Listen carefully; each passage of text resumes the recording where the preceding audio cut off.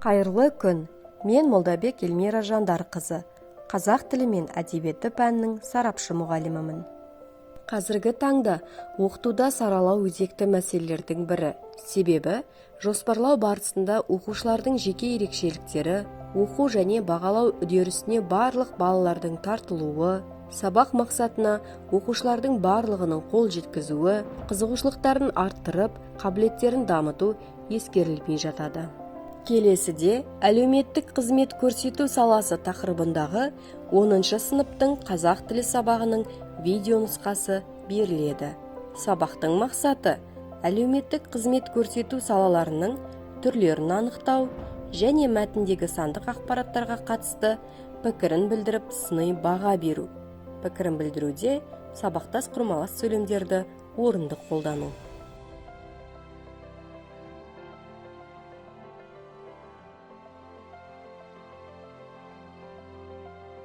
Бұл сабақ математика және экономика пәндерімен байланысты болғандықтан, оқушылардың сабаққа қызығушылығын арттыру мақсатында жұпқа бөлуде ақша санау әдісі қолданылды.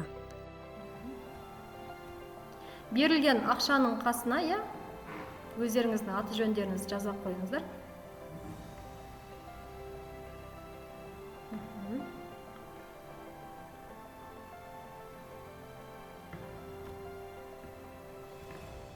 Жұпқа бөлінгеннен соң, оқушылардан өздеріне берілген айлық табыс көзіне қатысты пікірлері сұралады.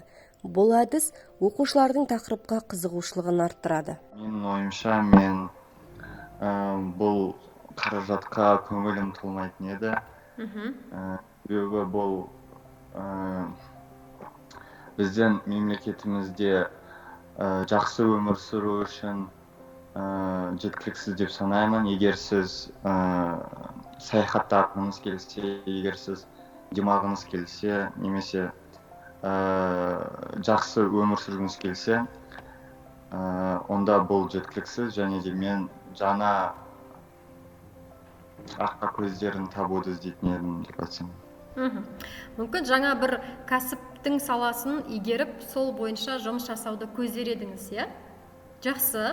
Өзіңізді мына суреттегі қай кейіпкердің бейнесінде елестетесіз? Дәл осы қаражатпен, дәл осы айлық көзімен, табыс көзімен, Бірінші бар ғой. Бірінші. Жақсы. Назерке, сіздің ойыңызша? Менің ойымша, мен бұл қаражатқа көңілім толмайды, себебі бұл өте жеткіліксіз, тым нашар жағдайда өмір сүру үшін ғана. Дегенмен дәл осындай қаражатқа өмір сүріп жатқан отбасылар да бар, қазір. Енді осыны көңіл күйлеріңізді бір сын-есіммен сипаттасаңыздар. Келесіде сабақтың мақсатына сәйкес оқушылардың айтылым дағдысын дамытуға бағытталған тапсырма беріледі. Тапсырмада оқушылар кестедегі ақпараттарды оқып, салыстырады. Медиандық жалақы мен орташа жалақының арасындағы айырмашылықты талдап, пікірін білдіреді. Ендігі кезекте оқушыларға тапсырманы орындау үшін 3 деңгейден тұратын дидактикалық материал ұсынылады. Материал мазмұны қарапайымнан күрделіге қарай бағытталған. Оқушылар қажеттіліктеріне қарай нөмірі 1 карточкадан бастап кезекпен қолданады. Бұл карточкалар тапсырманы орындауда оқушылардың барлығының мақсатқа қол жеткізуіне мүмкіндік береді. Оқушылар жауаптарын 4 сөйлем әдісі арқылы береді. Әдістің тиімділігі оқушылар өз пікірін білдіріп қана қоймай, өз ойын мысалдармен дәлелдейді. Бірінші жұп бізде Рысқалы сіздер. Айдын, Рысқалы. Мен бастаймын. Менің ойымша, осы орташа еңбек ақы мен медиандық еңбек ақыны айырмашылығы ол теңсіздік, яғни теңсіздіктің белгісі. Себебі біз бірінші медиандық еңбек ақы дегеніміз не екенін білу керекпіз. Ал ол медиандық еңбек ақы дегеніміз жұмысшылардың 50%-нан көбі алатын жалақы. сондықтан да біз егер басқа жұмысшылар аз жалақы алса, онда көп жалақы алатындардың үлесі азайып қалады да. Ол теңсіздік болады. Сондықтан да орташа еңбекақы мен медиандық еңбекақының айырмашылығы Қазақстанның экономикасына үлкен кері әсерін тигізеді. Қорытындылай келе, біз бүкіл салаларды, еңбек салаларының, қызмет салаларындағы жұмысшылардың жалақысының медианасы мен орташа еңбек ақысындағы айырмашылығын азайтуымыз керек. Менің ойымша, орташа айлық жалақы мен медиандық жалақының айырмашылығы осыншалықты болуы ол өте дұрыс емес деп ойлаймын. Себебі орташа айлық көрсеткіш ол әрқашанда орташа деңгейде өмір сүретін адамның айлығы дегенді білдіре бермейді.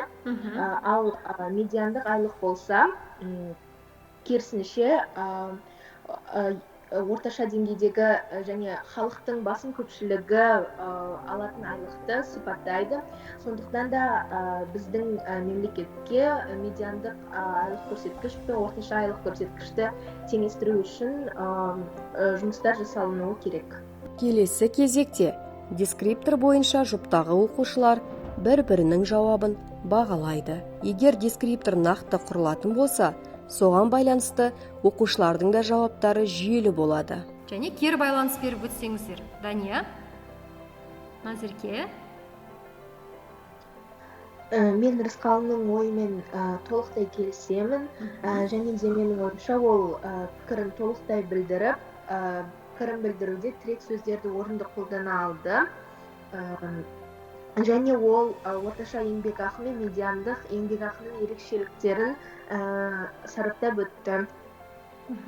Өзіндік сыни бағасын да берді, Жақсы. Шартты бағыныңқылық құрмаласты қолданды ма? Ол құрамында болса деген сөзі бар сөйлем қолданды. Мен оны айқын түрде естідім. Ендігі кезекте оқушылардың сыни ойлауын дамыту мақсатында мәселені шешуге негізделген ашық типті қосымша сұрақ ұсынылады. Оқушылар нақты көріністі жақсырақ көрсету үшін жалақыны есептеу әдістемесін қалай өзгертуге болатынын анықтады. Бұл тапсырма оқушының терең ізденуіне, мәселені шешудің оңтайлы жолын қарастыруына алып келеді. Менің ойымша, біздің мемлекетімізде әр кәсіп орнында бухгалтерлардың отыруы қажет. Және де олар жалпы халықтың тұрмыс тіршілігін, әлеуметтік жағдайын білу үшін ол әр жұмыскердің алып жүрген айлығын жазып отырып, және де анализ жасай білу керек. Біз солай үлкен суретті көре аламыз. Және де ол министрлердің және де үлкен